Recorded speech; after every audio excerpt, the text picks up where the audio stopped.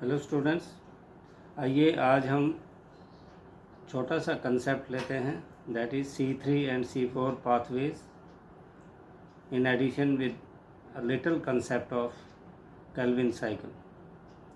C3 और C4 pathways क्या होते हैं, साथ में ही हम करेंगे कि C3 और C4 प्लांट्स कौन से होते हैं और उनको हम कैसे आइडेंटिफाई कर सकते हैं, क्या उनको मॉर्फोलॉजिकल फीचर्स देखकर हम आइडेंटिफाई कर सकते हैं कि C3 प्लांट्स कौन से हैं और C4 प्लांट्स कौन से हैं। अगर नहीं कर सकते हैं तो फिर कैसे डिफ्रेंशिएट कर सकते हैं, क्या इसमें एनाटॉमी का कोई रोल है। तो ये सारा कंसेप्ट आज हम इस वीडियो में करने वाले हैं। आइए सबसे पहले हम समझते हैं केल्विन साइकिल। मेल्विन केल्विन ने एल्गल फोटोसिंथेसिस में जब अपनी डिस्कवरी की तो उन्होंने कहा कि फर्स्ट CO2 फिक्सेशन प्रोडक्ट जो है वो 3 कार्बन ऑर्गेनिक एसिड है। उसने ये भी कंट्रीब्यूट किया कि कंप्लीट बायोसिंथेटिक पाथवे कौन सा है, इसलिए उसके नाम पर ही ये बाद में केल्विन साइकिल इसको नाम दे दिया गया। मैं ऑलरेडी आपको छोटा सा कंसेप्ट दे चुका हूँ कि Calvin cycle is a cycle in which glucose is formed by the use of some products and it is a process that plants and algae use to turn carbon dioxide from the air into sugar. ये वो process है जिस process में plants और कुछ algae carbon dioxide जो atmosphere से लिया जाती है उसको शुगर में चेंज करते हैं। That is the food autotrophs need for their proper growth. Since Melvin kelvin led the discovery of these pathways, so this was named as a Kelvin cycle. Experiments conducted over a wide range of plants led to the discovery of another group of plants where the first stable product of carbon dioxide fixation was again an organic acid. पहले उन्होंने ये study किया कि carbon dioxide की जब fixation होती है Calvin cycle में, जब मैं डिटेल में नेक्स्ट वीडियो में आपको केल्विन साइकिल बताऊंगा तो वहाँ आप देखेंगे कि 3PGA 3 फॉस्फोग्लिसरिक एसिड जो है पहला प्रोडक्ट तैयार हुआ। लेकिन साथ में ही जब सीरीज़ ऑफ एक्सपेरिमेंट किए गए तो उसमें ये पाया गया कि जो दूसरा प्रोडक्ट था वो कार्बन डाइऑक्साइड फिक्सेशन से वो भी एक ऑर्गेनिक एसिड ही था, लेकिन इसमें 4 कार्बन एटम्स थे।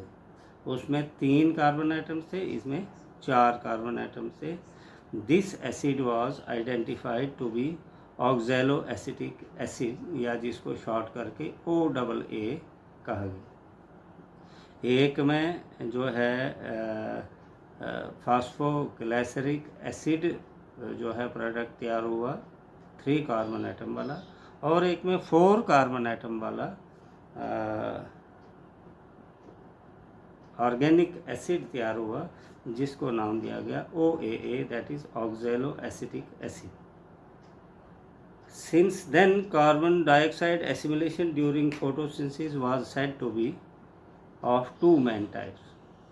तब से लेकर आज तक कार्बन डाइऑक्साइड एसिमिलेशन 2 तरह की मानी जाती है। एक को नाम दे दिया गया C3 पाथवे और एक को नाम दिया गया C4। अब आपको समझ आ गया होगा कि C3 क्यों बोला। एक में 3 कार्बन एटम वाला फर्स्ट कंपाउंड तैयार होता है, दैट इज़ 3PGA, और एक में 4 कार्बन एटम वाला प्रोडक्ट तैयार होता है, that is oxalo acetic acid, This was the basic, instead this is the basic difference between C3 and C4 plants. We'll discuss in detail just after a few minutes what are the other differences between C3 and C4 plants. So C3 pathway, those plants in which the first product of carbon dioxide fixation is a C3 acid that is PG। बिल्कुल simple concept है कि वो plants जिनमें carbon dioxide से पहला fixation पहला product जो तैयार होता है वो 3 कार्बन एटम वाला फास्फोग्लिसरिक एसिड होता है, उन प्लांट्स को हम C3 प्लांट्स कहते हैं और इस पाथवे को C3 पाथवे कहते हैं। मैं रिपीट करता हूँ, those plants in which the first product of carbon dioxide fixation is 3 carbon atom compound, organic compound, that is phosphoglycerate acid PGA. And the C4 pathway, those plants in which the first product of carbon dioxide fixation is a C4 acid, that is oxaloacetic acid.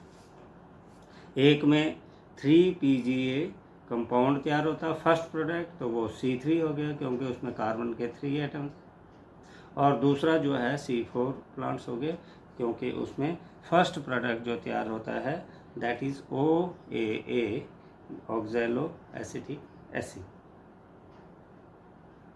एक simple सा question है कि अगर आपके सामने एक C3 plant हो और एक C4 प्लांट हो, क्या मॉर्फोलॉजिकल एक्सटर्नल फीचर्स देखकर क्या आप डिफ्रेंशिएट कर सकते हैं कि ये C3 प्लांट है और ये C4 प्लांट है?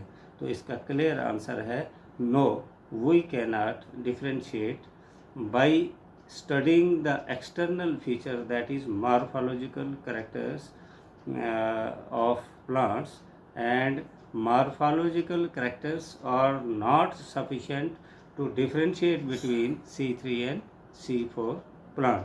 But by studying the anatomy of the C4 and C3 plants, we can clearly differentiate between C3 plant and C4 plant.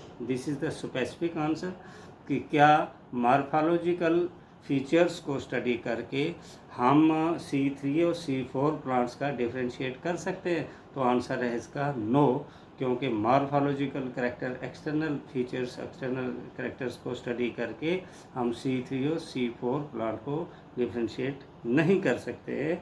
लेकिन अगर हम एनाटमी इसकी स्टडी करेंगे तो C4 प्लांट्स में एक स्पेशल टाइप की एनाटमी होती है जिसको क्रेन्स एनाटमी भी कहते हैं। This is very important line कि ये आपको मल्टीपल चॉइस में भी आगे काम आएगा कि कौन से प्लांट्स में क्रेन्स एनाटमी पाई जाती है। तो क्रेन्स एनाटमी एक स्पेशल टाइप की एनाटमी, इंटरनल स्ट्रक्चर होती है जो केवल एंड केवल सिर्फ C4 प्लांट्स में ही पाई जाती है। ये क्रेन्स एनाटमी C3 प्लांट्स में नहीं पाई जाती है। So by studying the internal structure of the leaves we can differentiate between C3 and C4 plants. और क्रेन्स एनाटमी में मीजोफिल सेल जो हैं वो बंडल शीथ के आसपास क्लस्टर में होते हैं और एक रिंग मैनर में होते हैं, उसी को क्रेन्स एनाटमी कहते हैं। आपको ये क्वेश्चन भी पूछा जा सकता है, what do you mean by a Kranz anatomy? So Kranz anatomy is that type of anatomy where the mesophyll cells of the leaf are clustered around bundle sheath. जो बंडल्स होते हैं उसके आसपास जो है, बिल्कुल शीथ के जो है उसके आसपास होते हैं एक रिंग की तरह, उसको क्रेन्स एनाटमी कहते हैं। Now let us move further. What are the examples of C4 and C3 plants? C3 plants are for example cereals, barley, oats, wheat, rice, cotton, sunflower, अल्फाल्फा, eucalyptus, sugar beet, soybean, tobacco, potato, chlorella, extra. Examples of C4 plants are millet, maize, sugar cane and sorghum etc. हमने already ये question कर दिया है कि internal structure को study करके हम दोनों में डिफ्रेंशिएट कैसे कर सकते हैं, तो मैंने आपको क्रेन्स एनाटॉमी में ऑलरेडी जो है बता दिया। Now let us move further, और ये आपको होमवर्क भी है। What is the difference between C3 and C4 plants. C3 plants जो है वो नॉर्मली ट्रॉपिकल और सब ट्रॉपिकल क्लाइमेट्स में होते हैं। C4 प्लांट्स जो है हॉटर क्लाइमेट्स में होते हैं।